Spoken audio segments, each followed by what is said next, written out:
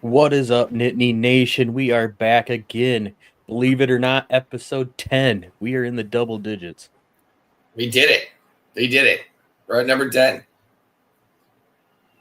Hopefully, number 10 of a lot more than that. Correct. So, we actually got like Penn State content for this episode. We did it. We made it to the content point. We made it to where it's no more predict this and what ifs, and we actually have tangible, real, somebody said something and we can react to it. Thank God. With Big Ten Media Day in Las Vegas, which turns out James Franklin wasn't a big fan of. I don't know if you saw that. Yeah. he did not like it being in Vegas. He was very verbal about let's move this back to Indy or Chicago, where like most of the Big Ten fans can actually like and media outlets can actually attend. Right. He said he didn't feel the love in Vegas for Penn State. And you're probably not going to either. No, he said like none of the normal beat writers really made it out there. I mean the videos we have for you guys are pretty much all from Ohio State beat writers. Yeah, that is actually true. So yeah, let's get it started. We have some video of James Franklin at Media Day, just talking about Drew Aller. Drew has made tremendous growth every single year, all the way back to recruiting. You know, I don't know if a lot of people remember, but, you know, Drew, when we first started recruiting, was a 3-star recruit, kind of a throwback recruit. Kept getting better, kept moving up the charts, depending on which recruiting service you follow. Some people had him as the #1 quarterback in the country before. I wanted to stop it there because some people took issue with this. The non-Penn Staters. Because James Franklin said he was a 3-star, and they didn't listen to the clip, basically, where he said he went up the rankings. Yeah, he's steadily moved up. So, I mean, you can take it as a knock, but yeah, everybody has to start somewhere, and you progress, hopefully. Yeah, the thing that a lot of people I don't think realize is Drew has said himself, like, he didn't start playing quarterback until his freshman year in high school. So, like, he wasn't one of these guys that have been playing quarterback since 4th grade. Right. It's not, he wasn't born into this position as a lot of kids are in these type of situations. Right. He's steadily grown since basically being a freshman. Every year he's taken another step. And same thing at Penn State. Every year he gets a little better. This is his last year with us. Let's get that a little bit much better and finish off the deal here. That the difference between ordinary and extraordinary is that little bit extra. Get a little bit more dog in him from Trace McSorley, and need that dog. All right, let's see what else James had to say. It was all said and done. Showed up on campus, was a backup quarterback for us as a true freshman behind an NFL quarterback, and has gotten better every single year, really in every single area. He's 6'5", he's now 235 pounds, can make every throw on the field, has shown that he can hurt people with his feet, and has really made tremendous strides as well as a leader, holding himself to a really high standard and willing to have tough conversations with his teammates as well. So he's made significant leaps every year. We expect him to take another significant leap this year. Most people had him projected as a first-round draft choice last year. He decided to come back to school, unfinished business, collectively. And I think we all know what that unfinished business is. Yeah, and as much as people go, oh, national championship, no. That is not, I mean, that is on there. That is on the docket, but he needs that Ohio State win. He needs it. He needs that signature win this year against Oregon and Ohio State. Like, sure. I feel like he needs them both. At least, minimum, he needs the Ohio State win.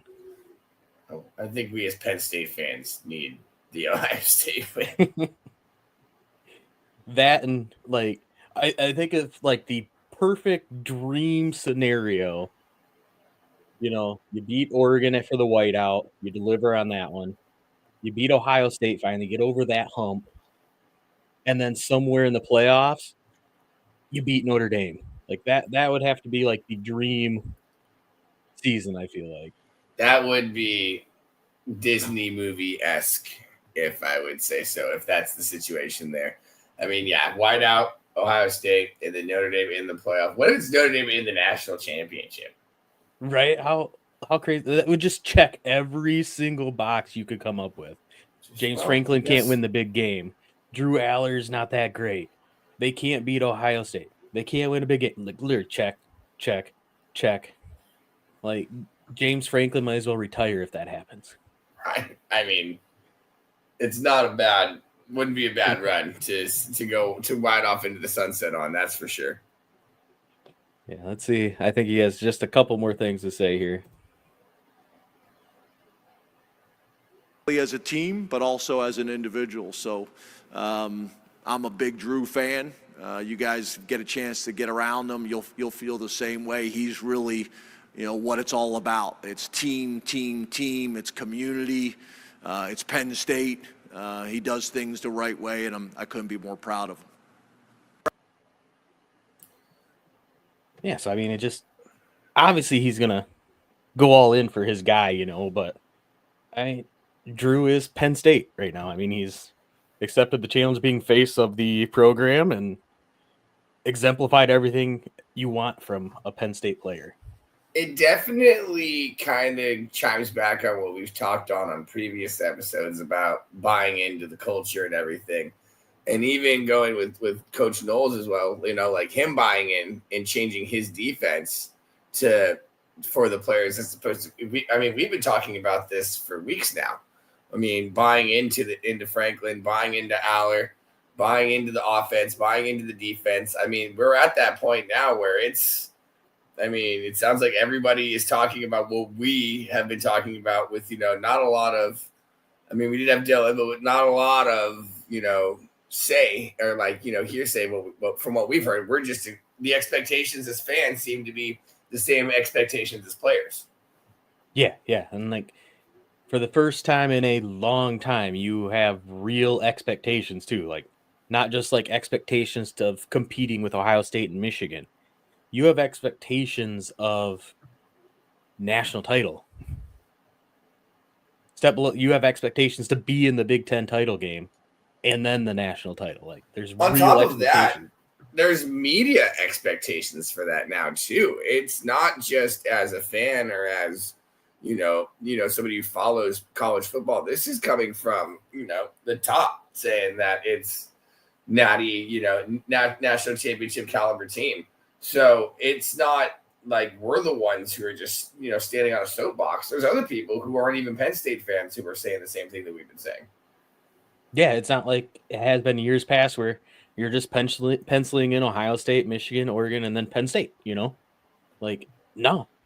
Penn State's going in that number one line. Like, they're on top of any list you see pretty much. It's Penn State.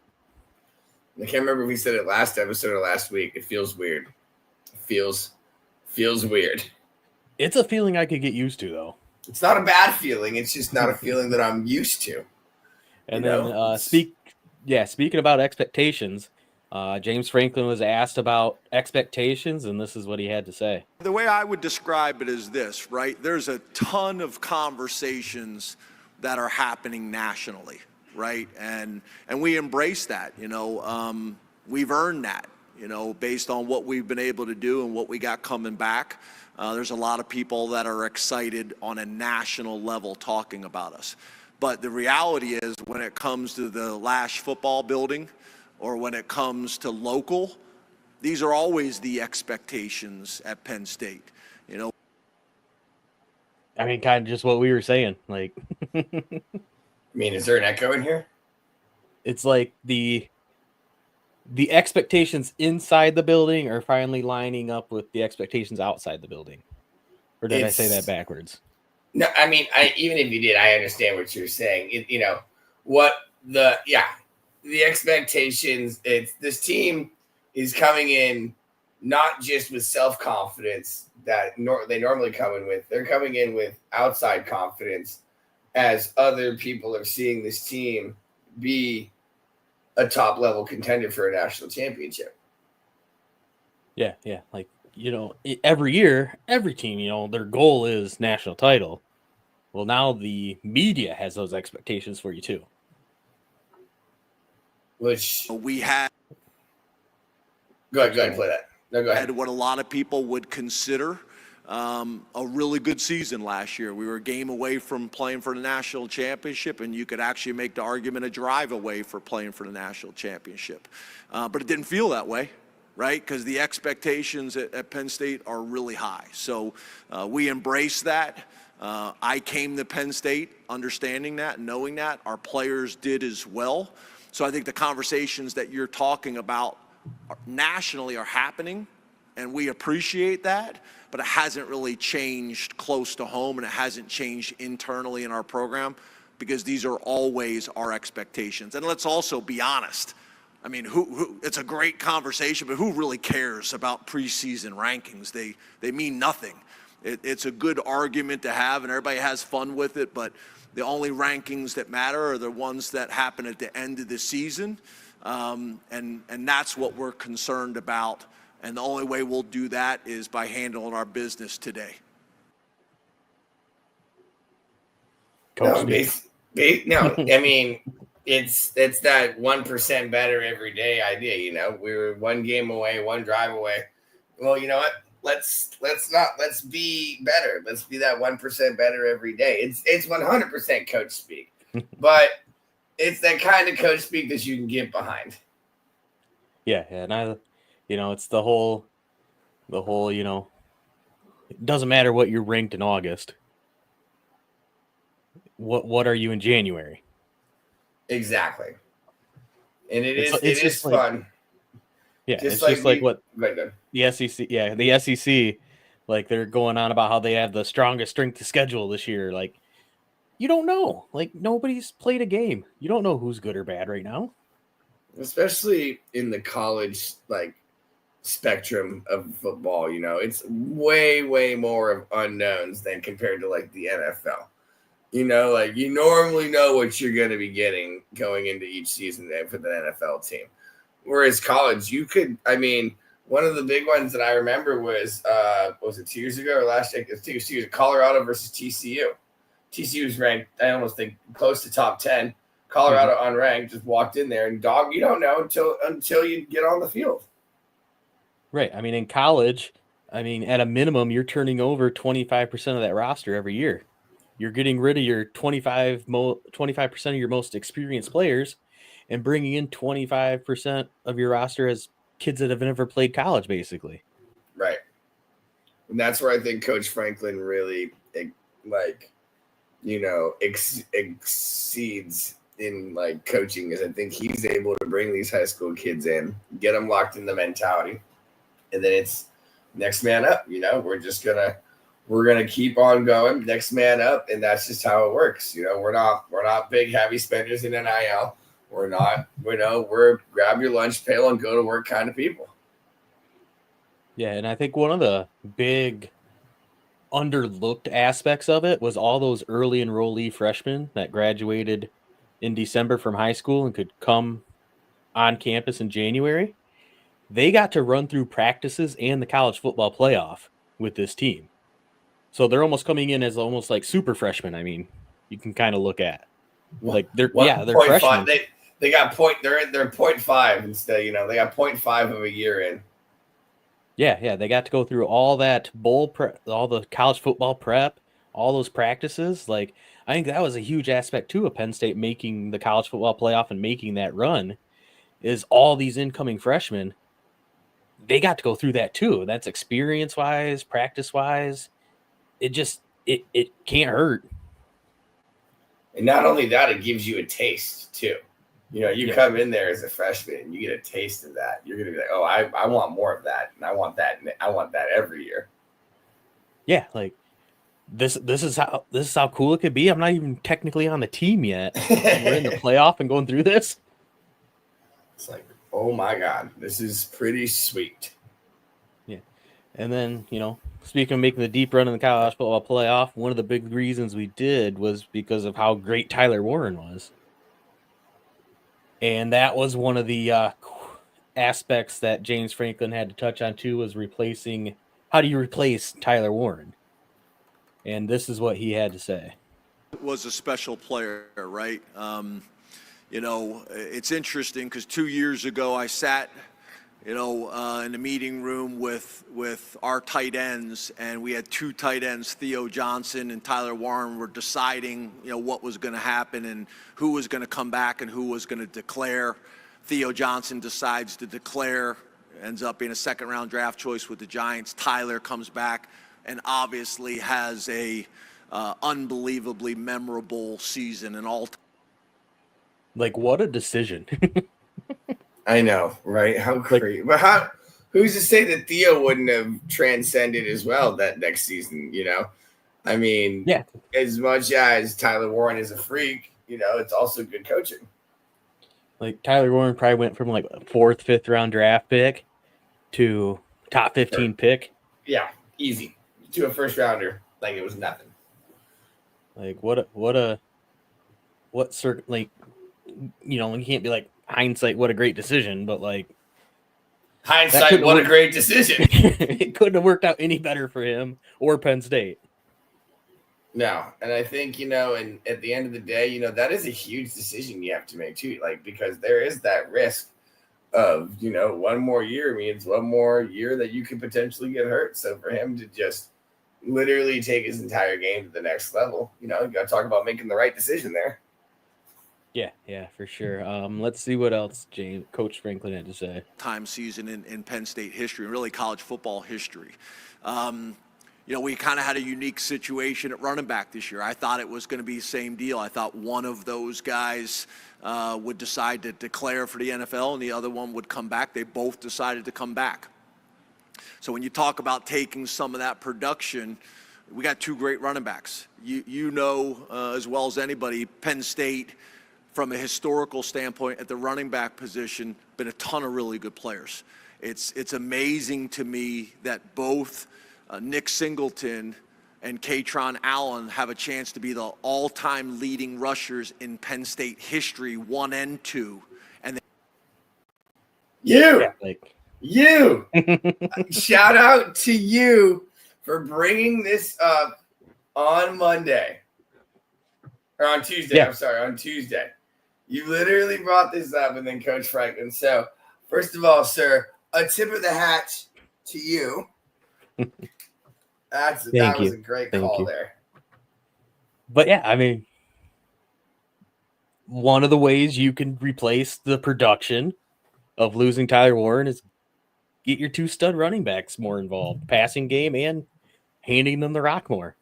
Exactly. I mean, all you're doing is taking one great piece, and then we're like, oh darn, we lost that. Oh, by the way, I thought I was going to lose two great pieces.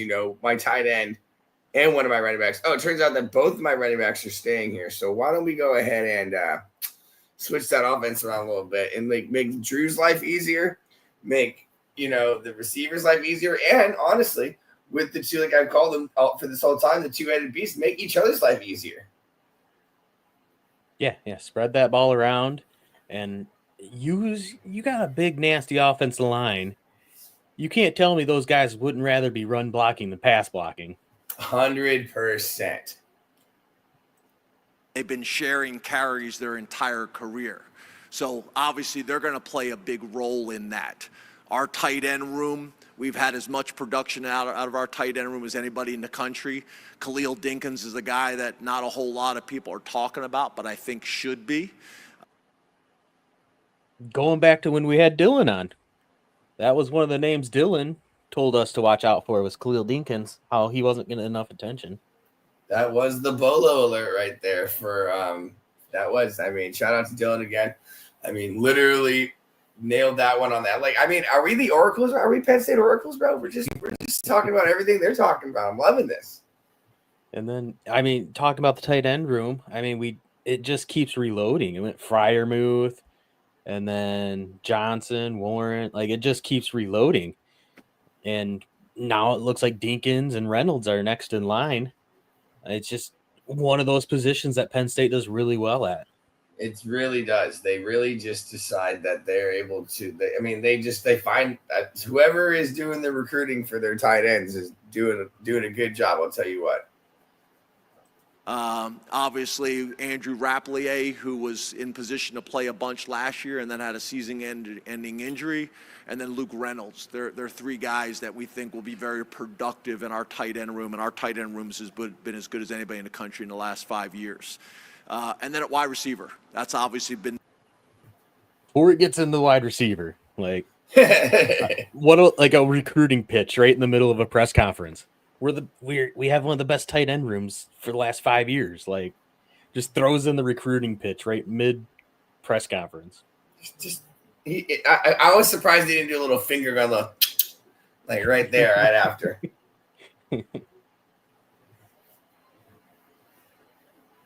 The big conversation. We went out into the transfer portal and brought in 3 really productive players. In Penn from Syracuse, who was a captain. In Hudson from USC, who was a captain. And then when you talk about Devontae Ross, who made a bunch of big plays and had a ton of production at Troy. And for me, I got a lot of respect for the University of Iowa and how they play defense and special teams, and being able to watch Troy and this young man have a lot of success. So what we hope to do, to answer your question, long answer, but is to spread that ball around to all those people. In a lot of ways, I think it makes us more difficult to defend when there's more guys on the field that we think can impact the game at any moment. Yes, sir. So that's one thing I find very interesting is that I didn't know is that two of those guys were captains coming over, which makes it. I don't want to say. In my opinion, that's a massive, if you're getting 2 captains to come over, that's huge for your team. I mean, they understand what leadership is and things of that nature. Yeah, I didn't know that either. And it's just adding more leadership to a very experienced team. Yes. So you should avoid some of the roller coaster in that room now, because the wide receivers had good games last year. A lot more bad than good, but they did have some good games. But with Hudson and Pena both being captains, they've been there, done that kind of thing. Like, you're hoping you get more of a even keel wide receiver room. Yes. You don't want it to be like a seesaw. You just want it straight across the board. I mean, I'd rather have 380, just for the Madden NCAA people out there. I'd rather have 380s than 190, 180, and 160. Yeah, like we can't have what happened against Notre Dame, where our wide receivers throw up the goose egg in the biggest game of the season. Can't have that. And with this trio coming in, I don't see how that would be possible. I don't see a game where those 3 come up empty. No, I don't either. I think it's the one. It was the one question mark going into the season that they put an exclamation point on it. Yeah. And then, one big thing is, Drew's never had the big receiver or somebody that could carry him. Well, now expectations are he has enough talent in that wide receiver room to help him out. Yeah, I mean, it was literally the Tyler Warren show last year. So, I mean, he's going to have a lot more options going into this season than he did in prior. And then talking about Drew Aller, he did an interview with Colin Cowherd, and he was asked, what moment in time did he feel like he could be a first-round draft pick, or when he knew he could be an NFL quarterback? And this is what he had to say. First time I really realized it was when I honestly started playing football here at Penn State, like being the starting quarterback. I think that's when it kind of really set in, because obviously that's always been a dream of mine to have that opportunity to hear my name called, and obviously I'm working towards it every day. But yeah, like he didn't think he was, good until he started playing at Penn State. Not even until he started starting. Not even like he was at Penn State, and then it wasn't until I started starting that I thought I was good. So that I mean, if that's how your mentality is going into it, the sky is the limit. Right. It speaks to, never being satisfied. That, like you said earlier, get 1% better every day. You keep stacking days, and you're going to see the growth that Drew's seen, throughout his career. And that's just such a crazy, because you hear certain, and it's funny to always go inside the head of a quarterback. Some quarterbacks from day one, are just, they spew confidence. It's, I knew I was good. When I was in high school, that's when I figured I knew I was going to be good. Or I was told, I was good from a very young age. He's over here like, I kind of thought I sucked until I didn't suck, and it's like, bro, what? Oh, you're like, I didn't know I was good until I started for Penn State. All right. Well, your expectations are very high, and I am very excited to hear that. Yeah, I mean, from everything we've seen in now going into his fourth and final season here, he's always been very humble, down to earth, I feel like, which is, not, but does he have the confidence to back it up, because he's so quiet and so reserved that sometimes you could question that, but I don't think that's really a question. I think he has probably the utmost confidence in what he's doing. There's a reason why certain people are called the strong silent type. Yeah, and I think it speaks a lot to, like, don't be who you're not, Don't try to be something you're not. You can lead by example too. You don't have to lead not saying he's not leading verbally as well, because he's the head of the offense, if he goes, they go. So I mean, he's obviously the leader of the offense, but you don't always have to be the rah-rah getting somebody's ass kind of guy, At the end of the day, when I used to coach, we've all heard this before, let your game do the talking. It doesn't matter what you say. Let your game will do all the talking for you. If you go out there and drop 350 and 4 touchdowns a game, there's nothing anybody can say about you. Okay. You're gonna be like, I am him. Okay. I don't need to say anything because I'll let my stats speak for me. Right. I'd rather walk the walk than talk the talk. All day. But you could also do both. No, I mean, don't get me wrong. I mean, you have a little swag. I'm not saying, don't be like, don't hit him like, what time is it? Don't hit him with, don't, maybe a little broom sweep, against, if we give Ohio State a good old 1-2, you can bust out the broom. I'm not against it, but let your game do the talking. Right. And I mean, like you said, we're this close. We're this close. This close. But like we've been talking about before media day, it does sound like everybody is in on what we're talking about. It doesn't feel like anybody, like, I mean, obviously everybody's confident. Everybody's going into the season, but they're going into the season with the same mentality that we are. And sometimes teams will come in with a different kind of mentality that opposed to what their fan wants. It seems like we're all in sync right now. We're all marching in lockstep, which I think is huge. Yeah, and I also, you never know until the season starts, but I don't see a James Franklin team getting ahead of itself. No. Just based on his culture and everything he has built over 11 years, going into his 12th year at Penn State, it's essentially culminating into this moment. You have the best team you've had in your 11 seasons here. This is where all your culture, like, hey, 1-0. You have to focus on Nevada. You have to focus on FIU and Villanova before you get to Oregon. Right. Like, you have to take it week by week, and you can't get ahead of yourself. And I think at the end of the day, we're all in. I think the team's all in. And like we said before, one game at a time, one step at a time. Grab your lunchbox, go to work. LTFI.